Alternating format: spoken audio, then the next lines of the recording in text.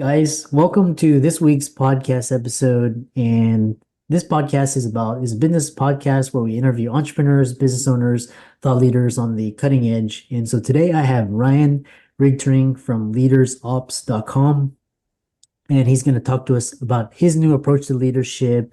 We're going to talk about what's missing, how to correct it, fundamentals, and creating great cultures. So with that, I'm happy to welcome Ryan to the show. Welcome, Ryan. Yeah, thanks for having me. I appreciate the opportunity.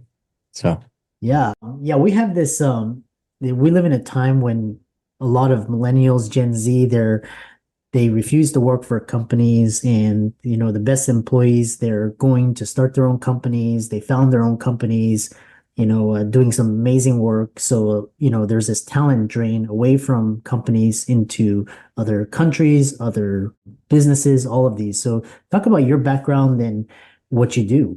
I'm in the talent development, culture transformation space. I kind of, quite honestly, kind of stumbled into it with an interest, having experienced and coached a number of people who've gone through the effects of it. Got really interested in it. Worked in a lot of different corporate environments. Some of them were great, others not as much, right? Mostly in the healthcare space, but I've actually worked across four different industries. So I've actually got really interested in my own personal journey about understanding how I'm uniquely made and what's of interest to me. So my unique design, my unique experiences, and really refining who I want to become in terms of my future intention.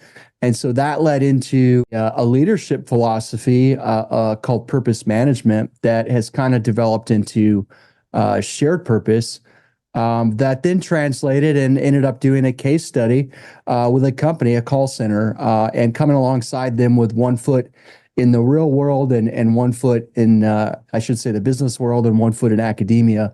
And really mapping out what are the I'd say high level paradigm shifts and the processes that can take a company from a not so great culture, one where people are maybe more driven by fear than by their own intentions and what they are looking forward to, and how to actually build it from the ground up in terms of that transformation. So that was a lot of fun.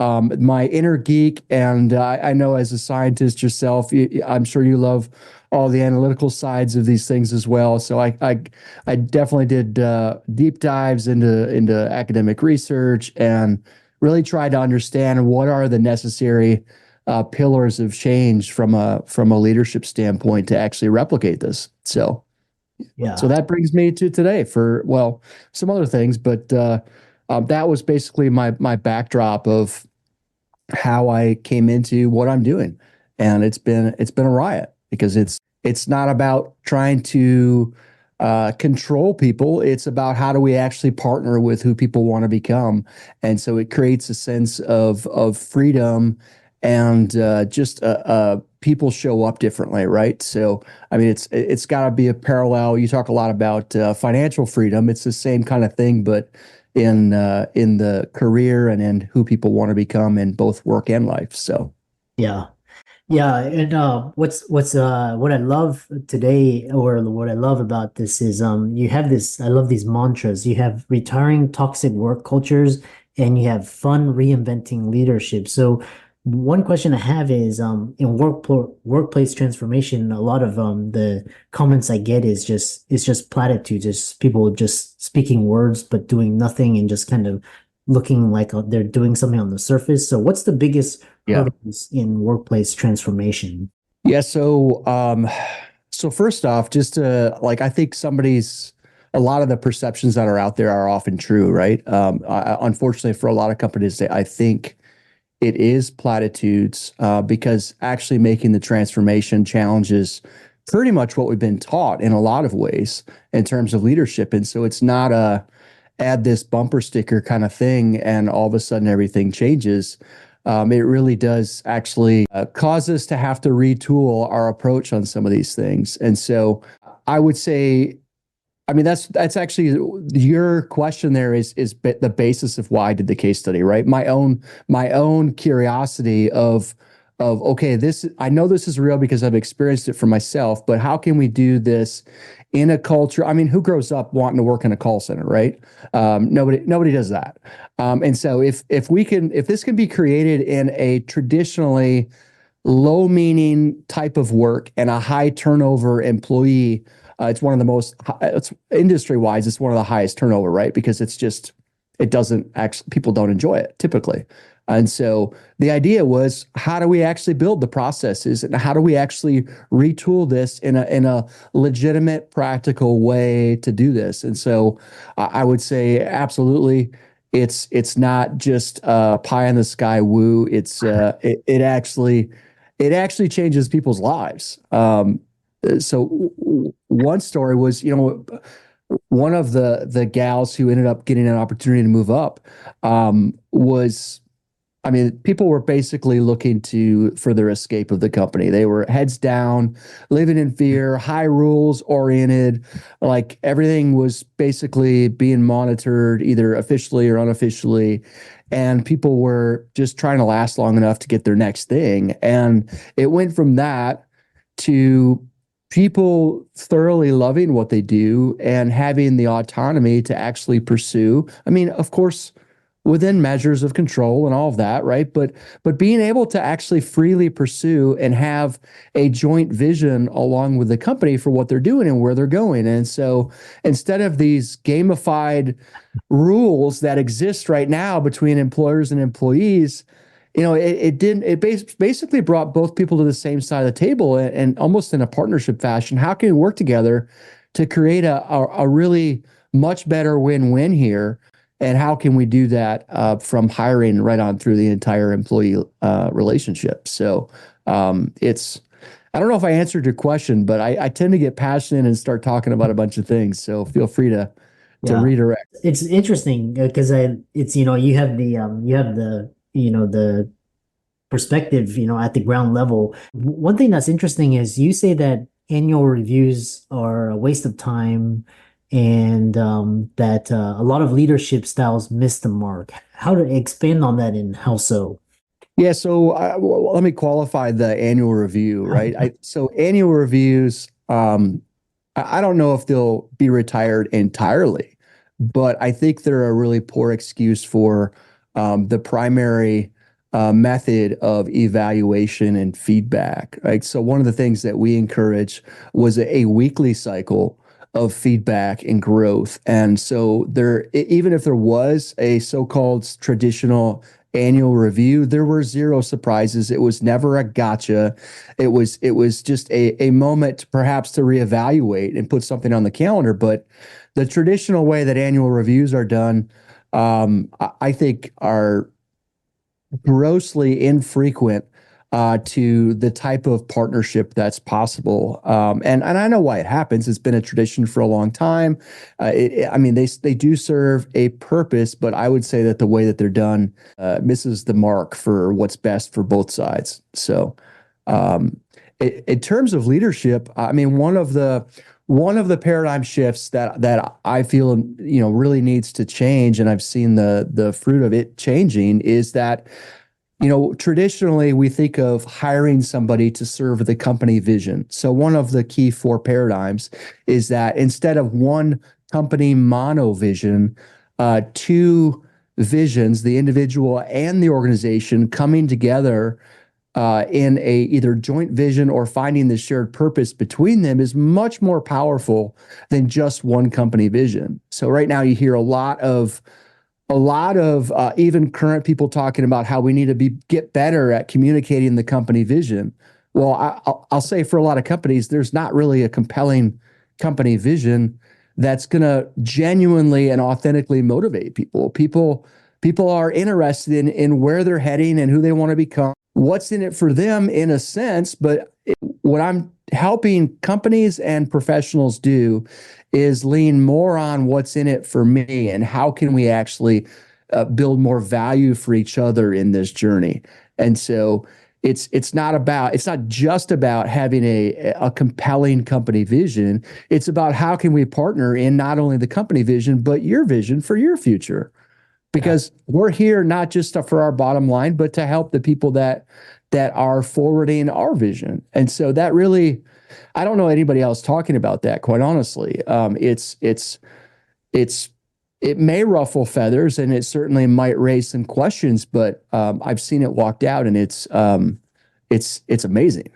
Yeah, and the other kind of a follow-up question is, I've been talking to a lot of leaders such as yourself, and they're seeing this common trend. One is either the crappy employees they get fired and the A employees they leave. And so how do you stop this? And they say it's really hard to hire because it takes so much time, and when you hire it, they just either get fired or leave. So what Yeah. do you think this is, and how does it relate to the Great Resignation of 2020? How do you see that playing out? Yeah, so several questions within that. I'll do my best. Great questions, by the way. Yeah. So I think the Great Resignation was sort of a clarion call of we are dissatisfied with the current state of work, right? Work as it now is broken, and so it was the great reshuffling of priorities and values in search of something better. I think on a real baseline human perspective, that's what that was about, and perhaps even continues to be, as people, like you mentioned, are going into business for themselves or just searching more non-traditional W-2 structures. But what was your first question? I wanted to go back to that, but I would love to hear you like restate it so I can make sure I'm addressing it clearly. Oh, it was basically attracting and retaining good talent because, like I said, it's very fickle. It's like a short-term employee, they go on to create a great company, or it's a short-term employee that just they can't cut it. So Yeah, how do you keep these great people? yeah. That's my So one of the things that we retooled in this was the process of recruiting and hiring. So right now we have an entire infrastructure that of hiring and employee relationships that date back to pretty much Taylorism and the Industrial Revolution, right? And I'll tell you, I live in Michigan here. We hold Henry Ford in great esteem, but a lot of his earlier works are in a museum now, and I think some of the hiring practices should get retired to the museum as well. And some of that is the fact that we currently, when we interview and hire, the paradigm is we are hiring from a past present perspective on a high level, right? Somehow we have this idea that if you've done it before for somebody else, that qualifies you to do that for me as your new employer. And what that might do is give reassurance to an employer on some respects from a skill standpoint. It doesn't give any assurance, and in fact, it might undermine why people show up and the motivation and the drive that actually engages people's hearts and minds. And so I think one of the changes, and I would say all four of the paradigm shifts that I talk about, are moving from a past present to a future present perspective. And so even by making that shift in how we approach it, it actually highlights the fact that we don't actually have all of the data that it would be beneficial to have to hire people effectively, to actually determine good fit from both the employee side as well as the employer side. And oh, by the way, how can we create the context that someone actually is energized and motivated and a career or a journey that someone resonates with? We're not having those personalized conversations, at least not in the way that can be. And so, I mean, I don't know that I mentioned it before, and we're just talking, but I am developing a whole platform to develop this data because it's that impactful, and it can be done in a one-on-one fashion, and it can be mined out verbally in conversations and interviews, but it also can be automated, and it can provide much richer insight in both directions and create interviews that are much more meaningful and help create the foundations of what we're talking about. And so I think there's missing data. There's new approaches that I think could serve both the employer and the employee at a higher level. And it's a matter of the demand that is now. You mentioned a talent shortage. Uh-huh. I have perhaps a twisted view on that. I think I'm actually really optimistic about that, in the sense that employers that don't treat their people well will have a massive shortage. And if you're in a service business and you don't have employees, you don't have a business. And so that's my sort of backhanded optimism of, this is sort of, there's market forces at play that I think will actually cause change. And the reason I'm encouraged by it is that, unfortunately, a lot of times things don't change until there are market forces that sort of push them along. And so, similar to how we saw adoption of remote work and hybrid work with COVID, I would like to see some of these more human approaches come into recruiting, hiring, and the whole relationship. So Yeah. I know this might be a far out question, but especially with AI, there's I've heard like a lot of companies, they do like personality tests, and they hire for a trial period, like 3, 6 months, and that kind of like decreases their risk, and kind of it prevents a lot of this turnover. And do you ever yep. think like this hiring, leadership, management, HR process will ever get automated, just basically eliminated, and where you can use like AI or algorithms or to kind of do that, or Yeah. kind of is that too far out? No, I mean, that's what we're working on. We're working on automation, and part of it could be classified as AI with a pretty strong asterisk. Like, AI traditionally is thought of as open infrastructure, and not very secure. And so our approach to it is the automation, and any of the AI driven stuff is containerized, secure. It's siloed, and private. It's not just open and utilized for everybody's information to be out there. So Yeah. Yeah. And then how do you, kind of, how do you see the future of work? We touched on, I think we touched a little bit on the Great Resignation, but what trends do you see shaping the future work, and how companies build and maintain their culture, and how should leaders prepare so that they can stay in business and stay relevant? yeah, so I mean, that's very business dependent, right? You've got actually quite a bit of even different market forces between entry level work versus more experienced work. The dynamics even of the market forces of supply and demand are quite different between the two. So, depending on the business, I mean, the 4-day work week in the experienced workplace is sort of catching on. It started in Europe, and with some academic research behind it, and sponsored by a university there, and they're making a push for that here. I think it really is pushing on the nerve of really back to what I mentioned about Taylorism, and being, we 100 years ago, we used to work until the job was done. Like, the whole idea of measuring work based on time is a choice, right? And we sort of think of that as the norm, and that's the way it's done, but it's not the way it's done everywhere. It's certainly not the way it's been done throughout time. And so I think part of the push behind the 4-day work week is how do we actually create value in a way that can be compensated, that doesn't actually keep employees bound to specific timeframes. And so I think that's the push behind remote work, and the freedom, and all the things that we've grown up thinking is just the way work is, that are really getting pushed back on. And so, I think that 4-day work week will probably work in a lot of sectors, and it probably won't work in as many or more. So, I think it's, a lot of these trends you see and are getting a lot of headlines, right? I think it makes a lot of sense, but it's always context specific. So, Yeah. I always try and bring it back to the context, because personally, I think one of the things that also needs to shift in leadership is, and they have more of this taught in business colleges in Europe than they do in the U.S., but it's the interactionist form of leadership. it's not the promotion of one size fits all.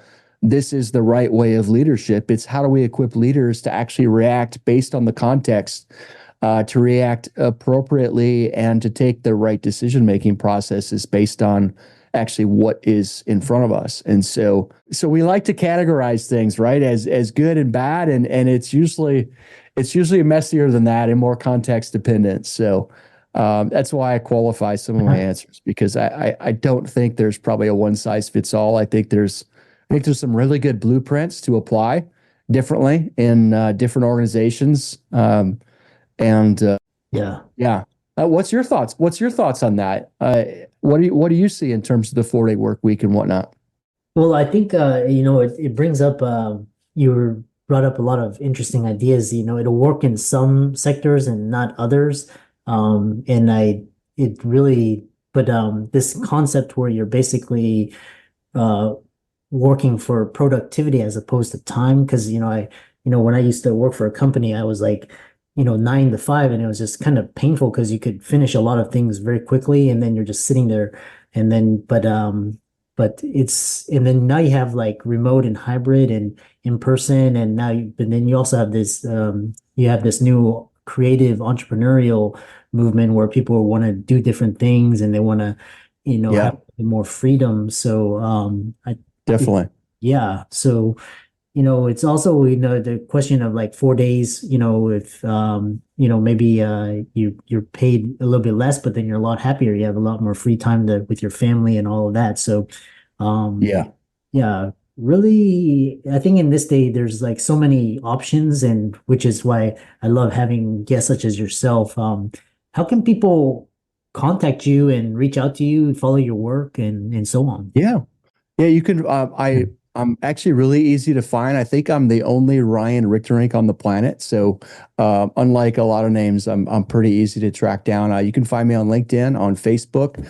You can also go to leadersops.com, and I believe there's a way to reach out through there as well. So, Yeah. And I really enjoyed this conversation. And for all the audience, be sure to give Ryan socials a like and follow his website and reach out to him. And with that, thanks so much for coming on. yeah, thanks for having me. I appreciate the conversation.